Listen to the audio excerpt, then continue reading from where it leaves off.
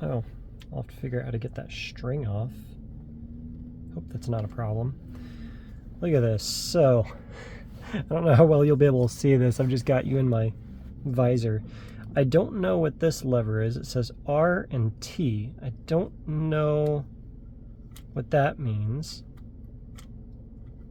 But this one here says S and F for slow and fast range. And the fast range ones work well, but the slow range ones, well, here. You hear me?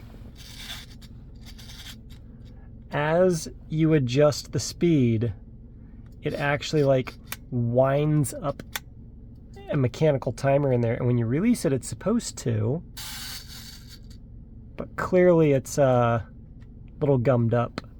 When you're in fast range, she does not make that cranking sound. And we have speeds from 25 up to perhaps optimistic 1,250. But here's a 200. No idea if that's actually at speed. Interestingly, and this had me confused for a minute at first, hopefully I've got you at a good aiming point here. Our winding knob and our this is our shutter speed adjustment. You lift it and rotate it to the shutter speed that you want. I like the lift and rotate. That's interesting. But what's really interesting to me is that when you advance your film, it spins the shutter speed knob to do so. And it spins the shutter speed knob exactly 360 degrees, so you end up back at the shutter speed you left it at. What's interesting is it spins this one about 365 degrees. Let's see. Yeah, that'd be 370 degrees. Because in order for it to count, right now it says 14. And if I rotate it all the way around, it goes... Wait, is my brain backwards here? Yeah, it goes an extra 10 degrees past 360 to get to the next number. And yeah, rangefinder.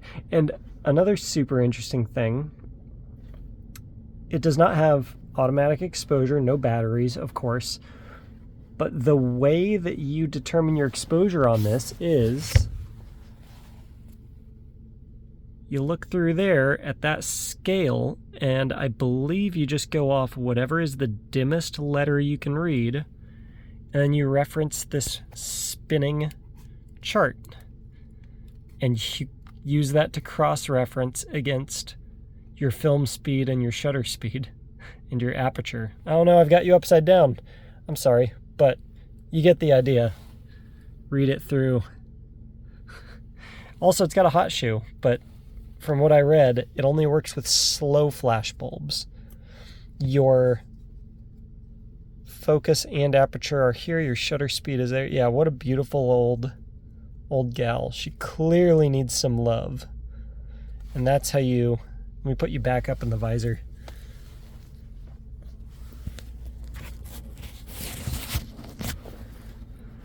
To open it, you flip these open, and the back slides down. Oh, come on. There we go. Down and off. And you cannot advance the film while the back is open, interestingly.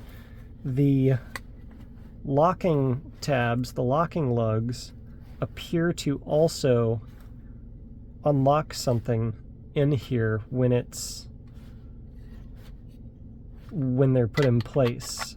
And it won't, because now it'll let me advance it just fine.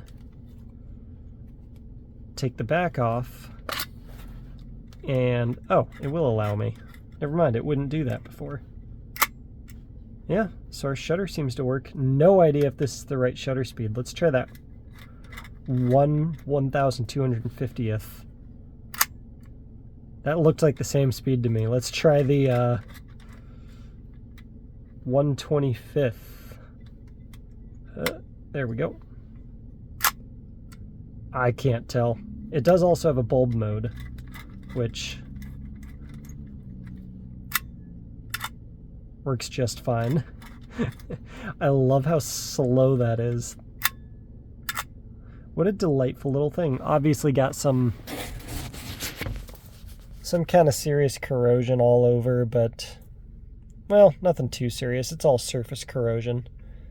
So a little bit of cleanup should have her working. She's also, I say, probably old oil. The reason I say it's probably old oil causing her shutter speeds to be wrong is because when so interestingly, you can remove the lens in two pieces. You can remove just the lens itself, but then this piece can also be, this doesn't do any of the focusing. This is just your aperture, which is also just beautiful.